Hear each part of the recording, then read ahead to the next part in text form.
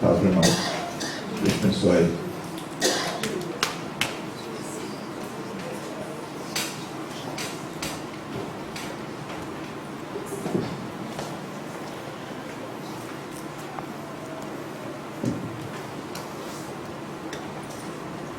Paz, Senhor, igreja.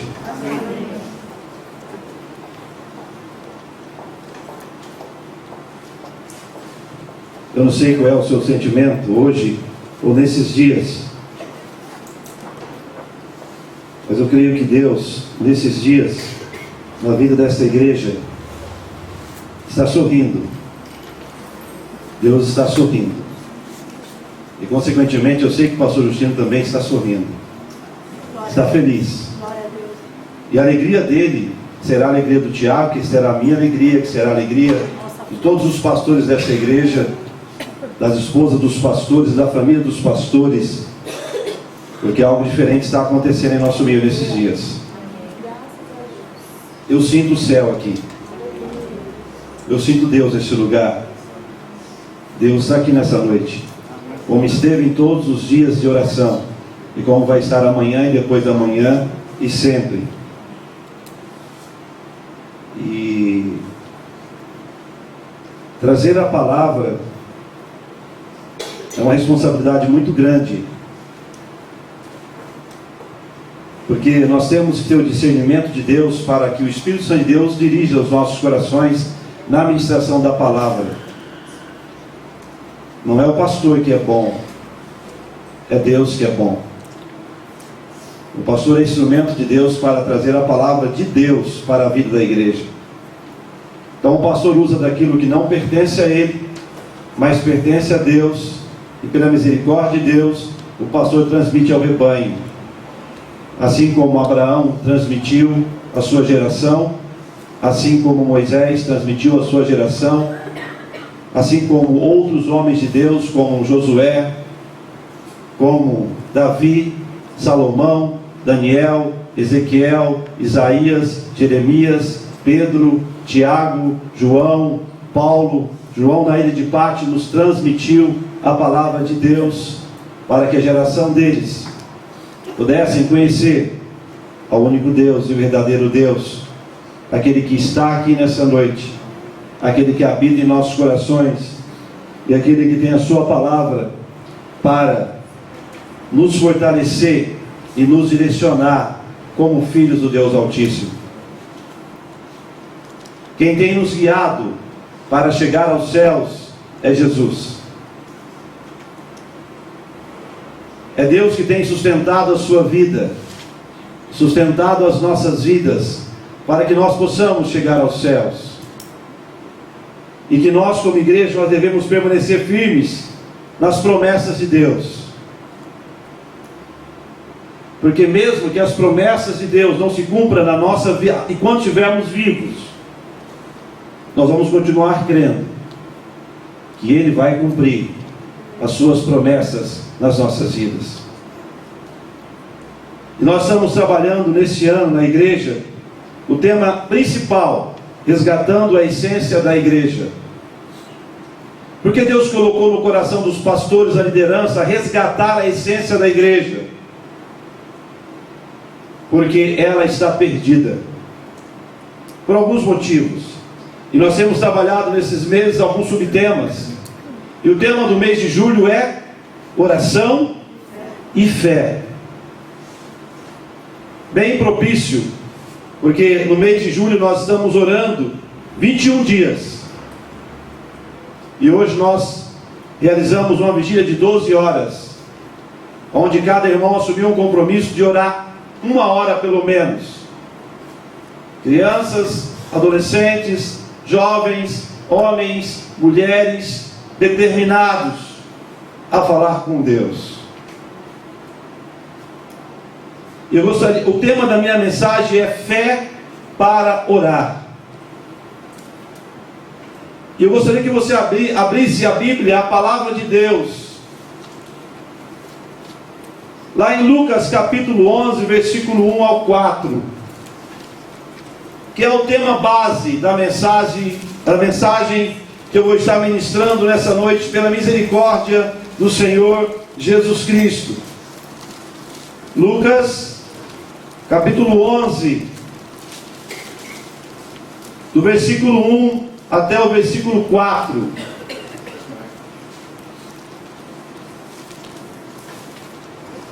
Lucas, capítulo 11, do versículo 1 até o versículo 4.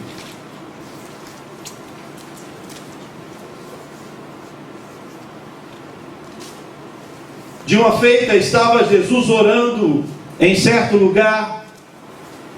Quando terminou, um dos seus discípulos lhe pediu. Qual foi o pedido do discípulo de Jesus?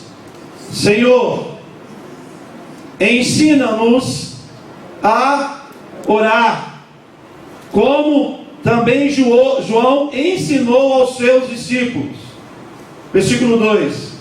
Então ele os ensinou: quando orardes,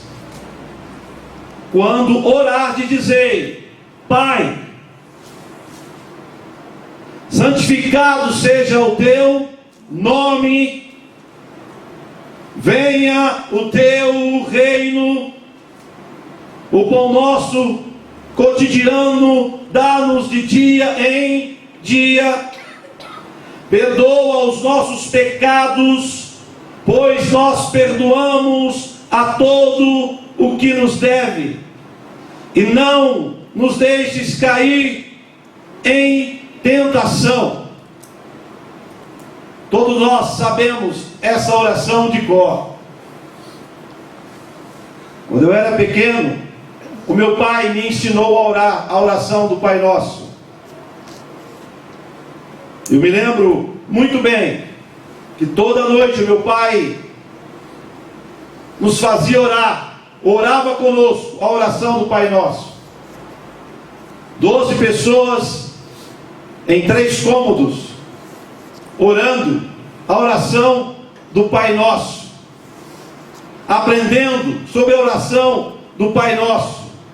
Mas muito mais do que recitar, muito mais do que decorar a oração do Pai Nosso, nós precisamos entender a essência da oração do Pai Nosso. Por que será que um dos discípulos de Jesus, ele chega a Jesus e fala: olha, Senhor, ensina-nos a orar.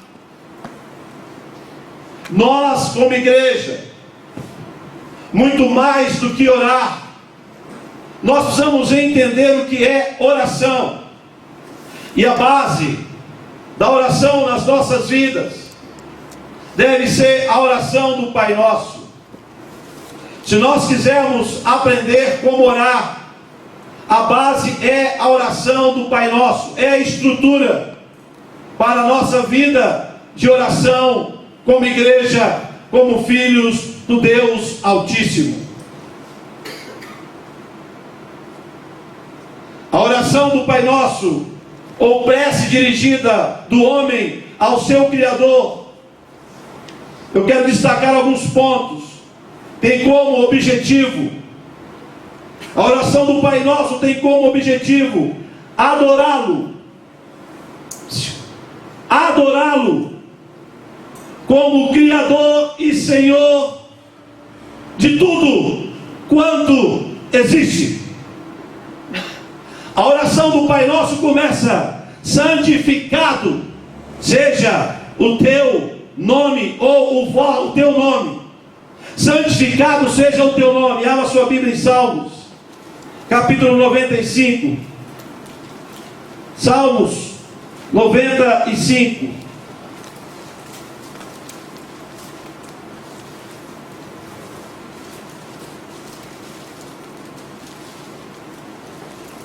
Eu vou ler alguns versículos para você, para que nós possamos entender que a base da nossa oração, a primeira coisa que nós devemos fazer como filhos de Deus, é adorar a Deus. Iniciar a nossa oração, iniciar o nosso momento com Deus, adorando ao Rei dos Reis, Senhor dos Senhores. Aquele que tem colocado no meu coração, no seu coração, um novo cântico todos os dias. aquele que através do seu Santo Espírito nos coloca um desejo imenso de reconhecer Deus como o Senhor e Salvador das nossas vidas. Reconhecer que um dia Ele vai voltar. Reconhecer que um dia Ele vai voltar para nos buscar. Reconhecer que Ele é digno de todo louvor, toda honra e toda glória. E que Ele vive pelos séculos dos séculos. E que tem todo o poder e autoridade sobre qualquer coisa. E no Salmos 95, ele diz assim: vinde, cantemos ao Senhor com júbilo, celebremos o rochedo da nossa salvação. Saímos ao seu encontro com ações de graças, vitoriemo-los com salmos, porque o Senhor é o Deus supremo e o grande Rei acima de todos os deuses. Nas suas mãos estão as profundezas da terra, e as alturas dos montes lhe pertencem. Dele é o mar, pois ele o fez, obra de suas mãos os continentes. Vinde, adoremos e prostremo-nos, ajoelhemo-nos diante do Senhor que nos criou. Ele é o nosso Deus, e nós, povo do seu pasto, e ovelhas da sua mão. Hoje, se ouvirdes a sua voz, não endureçais o coração, como em Meribá, como no dia de Massá, no deserto. Nós devemos começar a nossa oração reconhecendo que o Senhor criou todas as coisas, e que Ele é digno de todo louvor, toda honra, toda glória. Aleluia. Você pode dar glória a Deus? Você pode dizer obrigado, Senhor? Então nós devemos aprender que nós devemos, antes de começar a nossa oração, nós devemos colocar as coisas nos seus devidos lugares. Primeiro, reconhecê-lo, adorá-lo como Criador, Senhor de tudo quanto existe. A segunda coisa que nós devemos aprender na oração do Pai Nosso é pedir-lhe perdão pelas faltas cometidas. É reconhecer que nós somos pecadores, ou reconhecer que estamos sujeitos ao pecado. Apesar de sermos santos, não sermos pecadores, mas ser santo, algumas vezes nós vamos pecar.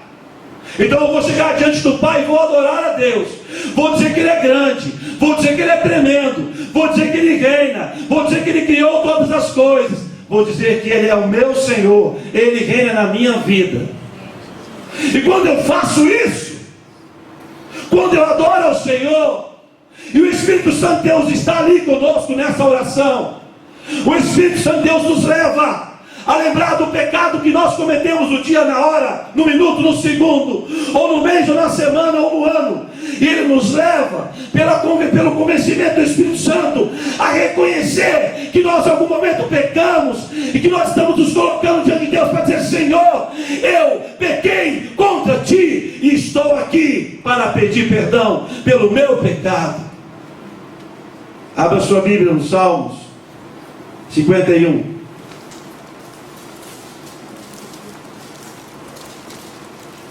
Salmos 51.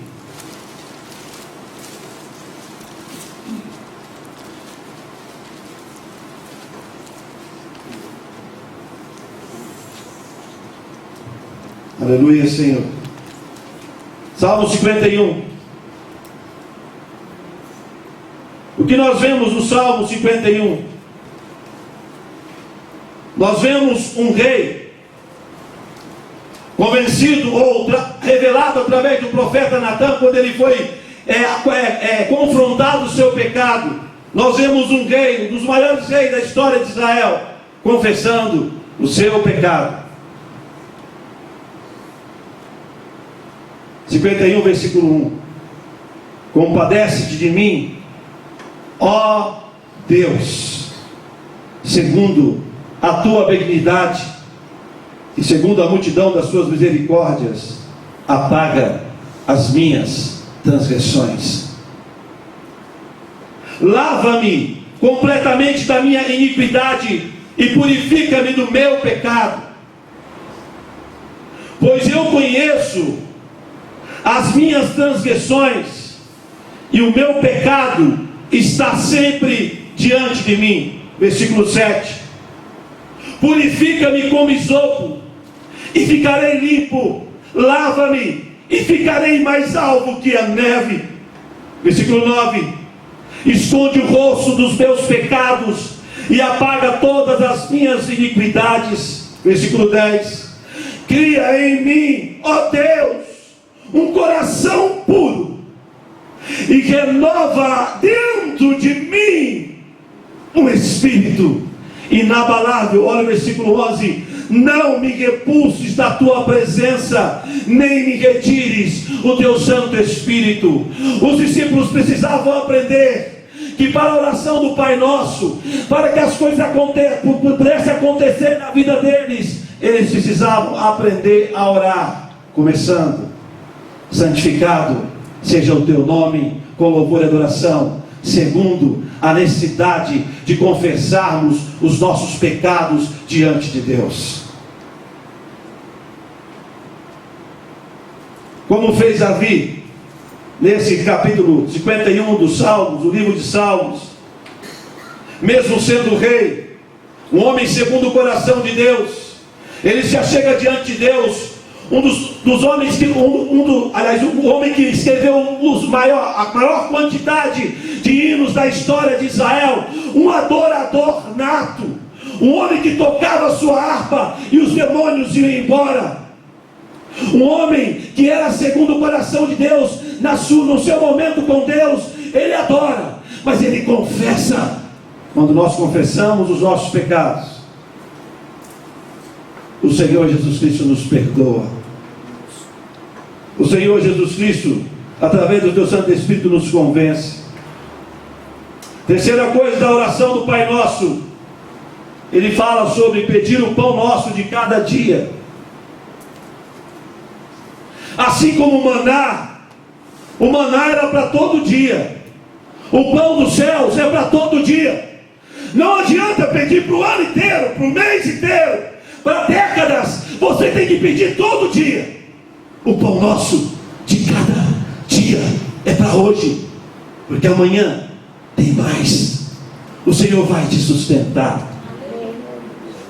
O Senhor vai te sustentar sempre, porque assim como Ele supriu a necessidade do povo de Israel todos os dias com o maná e as codornizes, o Senhor te sustenta com o pão dele todos os dias. Por isso que muitas vezes Deus não nos responde, porque nós começamos a nossa oração já pedindo.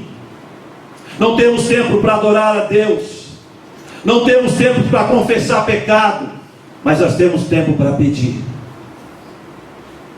Nós oramos 1 hora, e 1 hora é só pedir, para que Deus nos responda. Ele ensinou a oração como modelo, não que nós devemos recitá-la como uma reza, mas para que nós possamos entender o que nós precisamos fazer como igreja.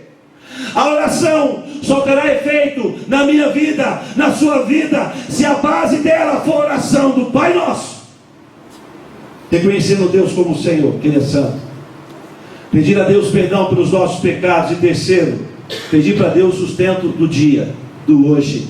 O amanhã pertence a Deus. Você está sentado, ainda bem. Olha o que Deus revela para você nessa noite em Mateus 6, 25. Vamos conhecer o que é o pão nosso de cada dia. Mateus 6, 25. Olha o que Deus revela, qual é o pão nosso de cada dia. O que é esse cada dia?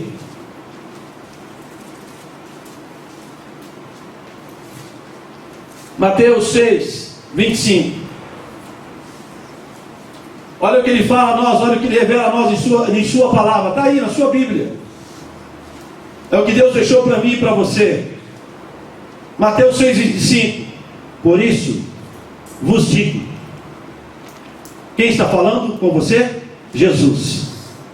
Por isso vos digo, não andeis ansiosos pela vossa vida, quanto ao que haveis de comer. Nós devemos não andar ansiosos pelo quê? Pela comida, primeiro. Segundo, pela bebida. Nem pelo vosso corpo, ao que haveis de vestir. Necessidades básicas: comida, bebida e roupas.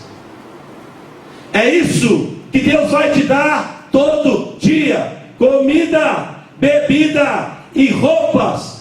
Não, ele faz uma pergunta: não é a vida mais do que o alimento e o corpo mais do que as vestes? Deus não dá isso para você todos os dias? O que nós devemos entender? Que Deus vai nos dar, segundo a sua vontade, essas necessidades básicas para você viver um dia após o outro dia. O Senhor é quem sustenta a sua vida. Aleluia, glória a Deus. Não vai faltar farinha, não vai faltar azeite, não vai faltar bebida, não vai faltar roupa. A roupa vem de Deus, a comida vem de Deus, a bebida vem de Deus, e a roupa que Deus dá nunca vai se acabar. A comida que Deus dá nunca vai se acabar. A bebida que Deus dá nunca vai se acabar. Esse é o seu Deus. Esse é o Deus que você serve. Esse é o Deus que você adora. Esse é o Deus que te comprou. Esse é o Deus que te resgatou. Esse é o Deus que transformou a sua vida. Aleluia, aleluia, aleluia. Ele nos ensina a agradecer pelos favores imerecidos. Ele nos ensina a buscar proteção e uma comunhão mais íntima com Ele. E a última coisa, Ele coloca-se à disposição, é nós nos colocarmos à disposição do reino de Deus. Ele fala, na última parte do versículo da oração do Pai Nosso, na última parte não, mas quando ele fala: seja santificado seja o teu nome, venha o teu reino. O que é o reino de Deus? O que é o reino de Deus na sua mente, no seu coração? O que você sabe de reino? Nós declaramos na oração do Pai Nosso: venha o teu reino. Venha sobre o quê? O que é o reino de Deus? Sabe o que é o reino de Deus? O que é o reino de Deus? É onde nós achamos todas as bênçãos, promessas e alianças que o Todo-Poderoso, de conformidade com os seus conselhos, destinou aos que recebem a Cristo Jesus. Você pode dizer amém? Amém. Não acabou. O reino de Deus não é apenas um lugar, é um estado de imensuráveis bem-aventuranças. O reino de Deus não pode ser limitado nem pelo espaço, nem pelo tempo. O reino de Deus é o plano de Deus em ação. O reino de Deus é o plano de Deus em ação, operando em favor dos que hão de herdar a vida eterna. Esse é o reino de Deus. Quando nós pedimos: venha o teu reino, é isso que nós estamos pedindo: Senhor, reina sobre as nossas vidas. O Senhor é Senhor. Eis-me aqui, diante da tua presença. Que o teu reino governe a minha vida, que o teu reino governe os meus pensamentos, que o teu reino direcione a minha casa, que o teu reino cuide do meu esposo, da minha família, dos meus filhos. Venha o teu reino sobre a minha vida. Aleluia, glória a Deus. E o reino de Deus virá sobre as nossas vidas. E quando nós ouvimos falar sobre reino, eu gostaria que você abrisse 1 Coríntios 4:20. 1 Coríntios 4, 20. 1 Coríntios 4, versículo 20. Quando Paulo admoesta a igreja, ou chama a atenção da igreja, quando muitos estão falando, só fala, só comenta, só coloca no jornal, só anuncia, mas não vive o reino de Deus. Ele chama a atenção da igreja que o reino de Deus não é apenas palavras, mas é poder. Em sua palavra, no livro da primeira carta de Coríntios, 1 Coríntios 4, 20, ele diz assim: porque o reino de Deus consiste não em palavra, mas em poder.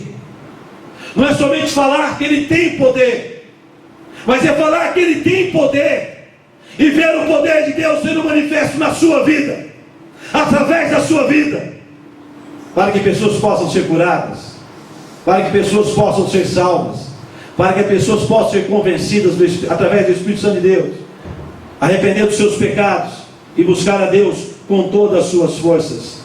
Abra também Colossenses capítulo 1, versículo 13. Quando fala-se de reino, Colossenses 1,13. Colossenses 1,13.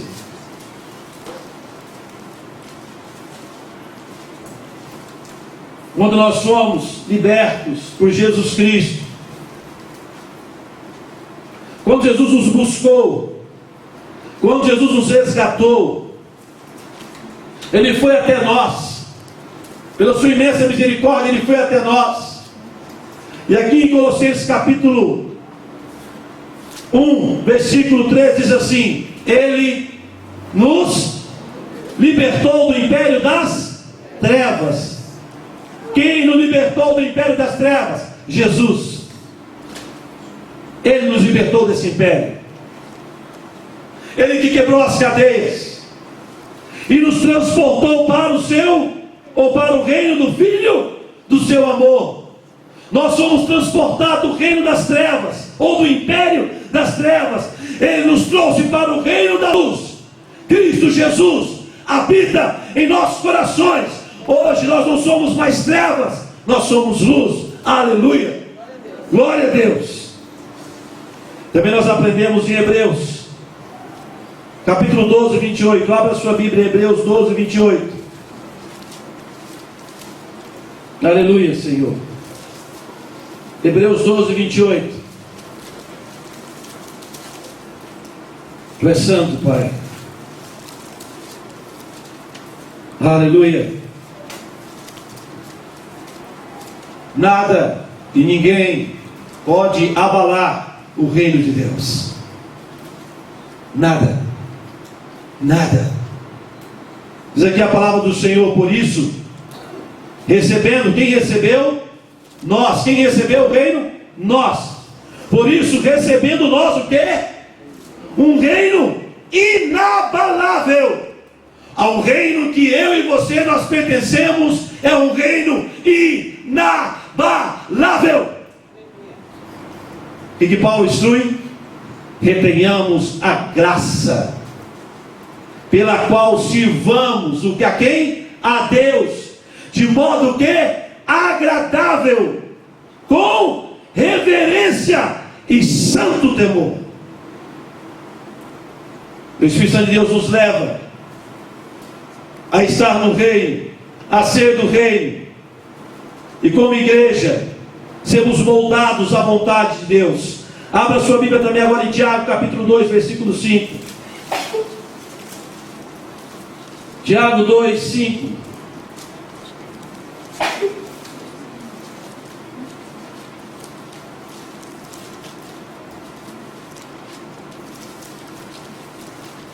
A Bíblia fala que nós somos ricos em fé e herdeiros do reino.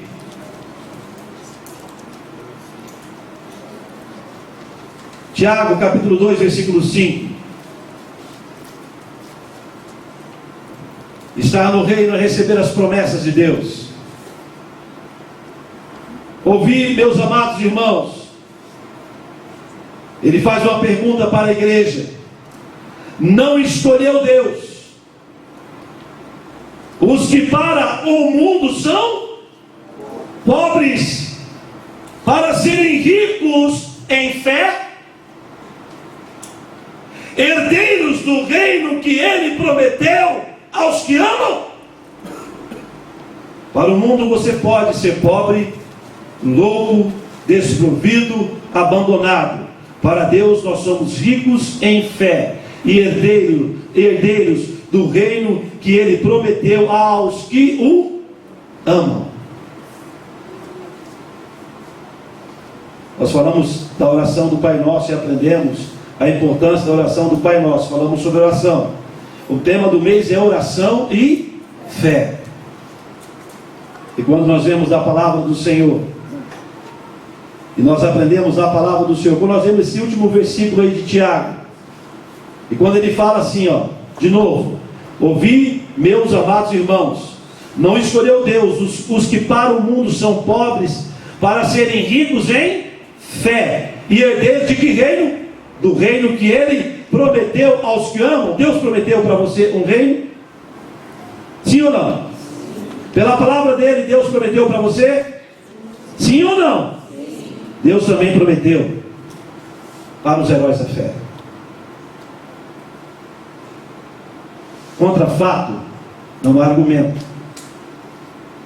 Abra sua Bíblia, no capítulo 11 do livro de Hebreus, e nós veremos o que os homens ou os heróis da fé viveram, presenciaram, passaram para conquistar, para chegar, para viver pela fé a promessa que viria para a nação de Israel, no tempo de Deus, sobre a vida desses grandes homens.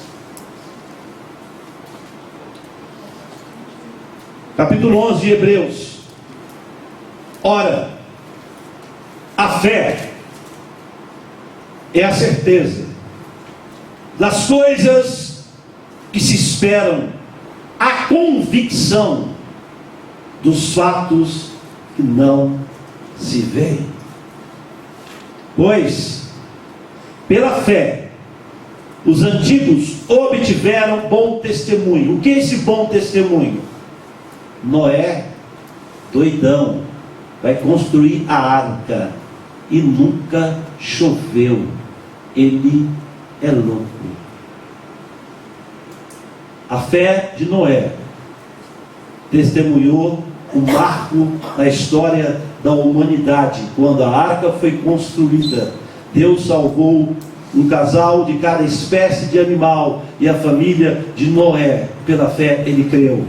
E obtiveram que um bom testemunho, porque eles continuaram crendo, mesmo que eles não viram, mas eles continuaram crendo nas promessas de Deus.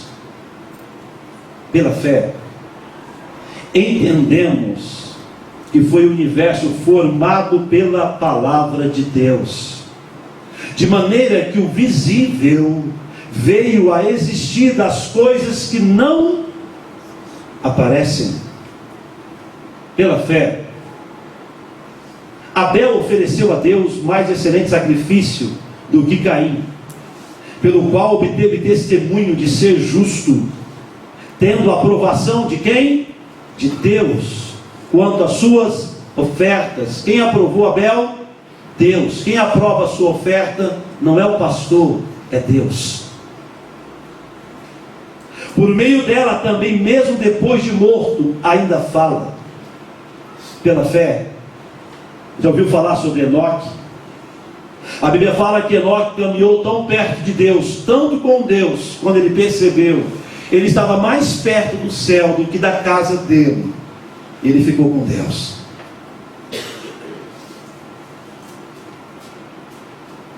Versículo 6. De fato, sem fé é impossível agradar a Deus. Quer agradar a Deus? Tenha fé.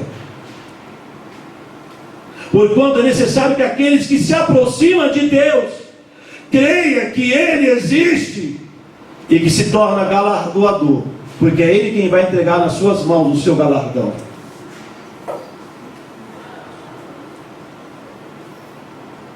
Pela fé, Noé, divinamente instruído acerca dos acontecimentos que ainda não se viam, e sendo temente a Deus, aparelhou uma arca para a salvação de sua casa, pela qual condenou o mundo e se tornou herdeiro da justiça que vem pela fé.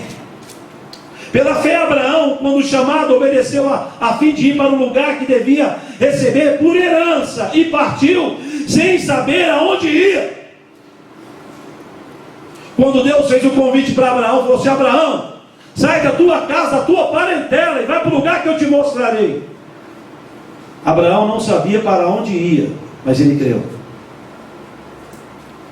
Ele acreditou que Deus tinha uma promessa para a vida dele, e ele obedeceu e saiu. E aqui estamos nós, pela fé de Abraão aqui, essa fé chegou até as nossas vidas. E nós estamos aqui salvos e libertos pelo amor de Jesus Cristo. Mas porque Abraão também teve fé.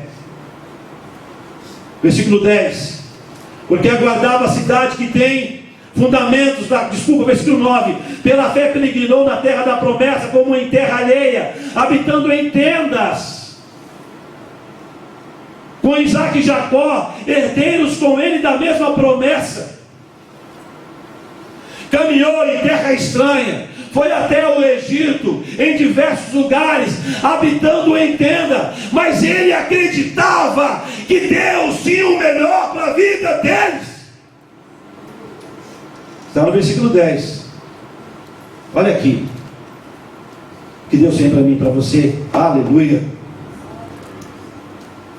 Porque aguardava a cidade que tem fundamentos, da qual Deus é o arquiteto e edificador.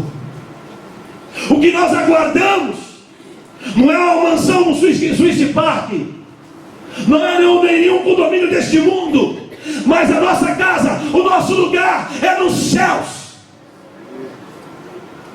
O que Deus tem preparado para mim e para você não é aqui. O que Deus tem preparado para você, filho de Deus, é mansões celestiais, é ruas de ouro, é água clara como cristal. Eu não posso te dizer, de poder te negar falar isso. Jesus vem buscar você para morar nos céus e viver com Ele para sempre, em louvor, em adoração, em glória, em júbilo, em salmos, em danças, em celebração. O nosso lugar não é aqui. Se isso traz tristeza no seu coração, se coloque de joelhos e peça perdão para o Senhor, porque Deus tem melhor para a sua vida. Lá você não vai pagar IPTU, condomínio. Jesus Cristo já pagou por você tudo na cruz do Calvário. O seu débito já está pago. Jesus Cristo, como noivo, vai vir buscar a sua igreja ataviada, a noiva do Cordeiro. As trombetas já estão sendo preparadas. Os anjos já estão prontos para tocar a trombeta. E quando o anjo tocar a trombeta, Jesus Cristo vai vir buscar a sua igreja e vai nos levar para aquilo que Ele prometeu a Isaac, a Abraão, a Jacó, a Isaú, a Davi, a Salomão, a Jó, a Asaf, a Daniel, a Isaías, a Jeremias, a Miqueias, a Naum, a Obadias, a João, a Pedro, a Paulo, a Tiago, a Mateus, a sua vida, ao seu nome, a sua família. Jesus está te levando para um novo lugar. Aleluia. É pela fé. Mas ele, versículo 13, todos estes morreram na fé, sem ter obtido as promessas, vendo-as, porém de longe, como Abraão, Moisés, e saudando-as e confessando que eram estrangeiros, porque sabiam que não pertenciam a este mundo, e peregrinos sobre a terra, porque os que falam deste modo manifestam estar procurando uma pátria que não é o Brasil. Muitos cristãos ainda morrem nos dias atuais, como Abraão morreu, Moisés morreu, entre outros. Morreram em sua fé sem alcançar as promessas, porque eles sabiam que o lugar deles não era aqui. E hoje ainda existem muitos cristãos que estão morrendo no mundo, porque sabem que sua pátria não é aqui. Não se prendem a este mundo, porque sabem que existe um lugar, uma promessa que vai se cumprir na sua vida, e Deus vai cumprir a promessa dele na sua vida. No dia 11 de abril de 2010, eu fui visitar meu pai no hospital. Aliás, no dia 10, no sábado, ele morreu no domingo. Os 3 últimos dias da vida do meu pai aqui na terra, eu não tive coragem, eu estava muito debilitado no sentido de não tinha condições de ficar com o meu pai. Mas 3 pessoas da minha família ficaram com o meu pai. Foi o meu irmão mais novo, a minha irmã e a minha esposa Luciana. Mas no sábado, quando eu fui visitar o meu pai, como todos os familiares foram, eu fui ler com ele a palavra de Deus e orar com ele. Mas eu vi o meu pai totalmente desligado deste mundo. Ele estava pronto para receber a promessa de Deus. Ele descobriu no dia 8 de abril. Nós descobrimos no dia 8 de abril. Ele morreu sem saber o que tinha. Dia 8 de abril nós descobrimos que ele estava com câncer no pâncreas. Dia 11 de abril ele faleceu. Mas Deus, naquele momento, estava recebendo meu pai no céu. Eu sentia isso no coração, porque eu percebi que ele estava se desligando, ele estava desligado desse mundo. Deus tem algo melhor para você. Amém? Aleluia. Que a palavra de Deus tenha falado com a sua vida, porque ela falou comigo. Eu quero nessa noite cantar um louvor com vocês, que fala sobre o Pai Nosso. E vocês conhecem essa música. Eu gostaria que neste momento, em que o pastor vai estar ministrando a ceia do Senhor, depois nós vamos orar, nós gostaríamos de cantar essa música. Irmãos, eu gosto muito de cantar.